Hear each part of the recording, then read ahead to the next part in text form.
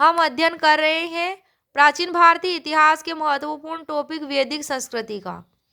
वैदिक संस्कृति सिंधु सभ्यता के बाद अस्तित्व में आई। किसके बाद आई अस्तित्व में? सिंधु सभ्यता के बाद। इसकी जानकारी वेदों से मिलने के कारण इसे वैदिक संस्कृति कहा जाता है। वैदिक काल को दो भागों में बांटा गया है, एक तो ऋग्वेदिक काल और दूसरा उत्तर वैदिक काल। जो ऋग्वेदिक काल है उसका तिथि का निर्धारण है 1500 ईसा पूर्व से 1000 ईसा पूर्व, और उत्तर वैदिक काल का निर्धारण किया गया है 1000 ईसा पूर्व से 600 ईसा पूर्व।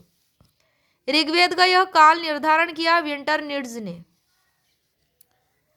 ऋग्वेद की अनेक बातें ईरानी भाषा के प्राचीनतम ग्रंथ जयंत अवेस्ता से मिलती है। ऋग्वेदिक संस्कृति ग्रामीण पशुपालन आधारित और राजतंत्रीय थी। मुख्य व्यवसाय था ऋग्वेदिक लोगों का पशुपालन। सरस्वती और दृश्यद्वती नदियों के मध्य का प्रदेश ब्रह्मवर्त कहा जाता था। यह अत्यंत पवित्र माना जाता है। आर्यों का मूल निवास स्थान और उनसे संबंधित मत देने वाले विद्वान। मध्य एशिया बैक्टीरिया। मध्य एशिया में क्या था? बैक्टीरिया को आर्यों का मूल निवास स्थान बताने वाले विद्वान का नाम मैक्स मूलर। तिब्बत को मूल निवास स्थान बताने वाले विद्वान का नाम दयानंद सरस्वती है। सप्त सेंधव प्रदेश को आर्यों का मूल निवास स्थान बताने वाले विद्वानों के नाम है अविनाश चंद्र दास और डॉक्टर संपूर्णानंद। मध्य प्रदेश को आर्यों का मूल निवास स्थान बताने वाले विद्वान का नाम है राजबली पांडे। कश्मीर को आर्यों का मूल निवास स्थान बताने वाले विद्वान का नाम है एल डी कल। ब्रह्मर्षि देश को आर्यों का मूल निवास स्थान बताने वाले विद्वान का नाम है गंगानाथ झा। उत्तरी ध्रुव को बाल गंगाधर तिलक ने बताया। आर्यों का मूल निवास स्थान हंगरी अर्थात डेन्यूब नदी घाटी। इसको किसने बताया? आर्यों का मूल निवास स्थान गाइल्स ने। जर्मनी को किसने बताया? आर्यों का मूल निवास स्थान पेंका और हर्ट ने। दक्षिणी रूस को किसने बताया? आर्यों का मूल निवास स्थान नेहरिंग और गार्डल चाइल्ड नामक विद्वानों ने। आल्पस पर्वत के पूर्व में यूरेशिया के पास का जो स्थान है आर्यों का मूल निवास स्थान था, ऐसा किसने कहा? एनसीईआरटी ने। देवी का प्रदेश अर्थात मुल्तान को आर्यों का मूल निवास स्थान बताया डीएस त्रिदेव ने। किसने बताया? देवी का प्रदेश अर्थात मुल्तान को आर्यों का मूल निवास स्थान डीएस त्रिदेव ने।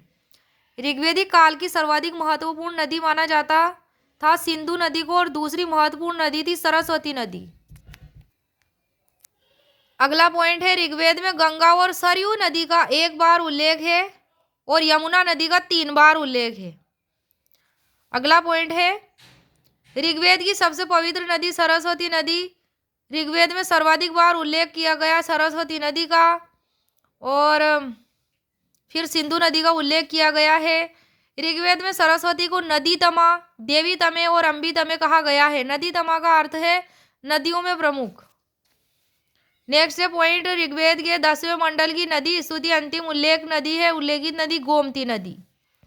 ऋग्वेदिक काल में ग्राम का प्रधान क्या होता था? ग्रामणी कहलाता था। नेक्स्ट है बिंदु ऋग्वेद में अनेक ग्रामों का समूह विश कहलाता था, और विश का प्रधान विश्ववती होता था। विश शब्द का उल्लेख 170 बार किया गया है ऋग्वेद में।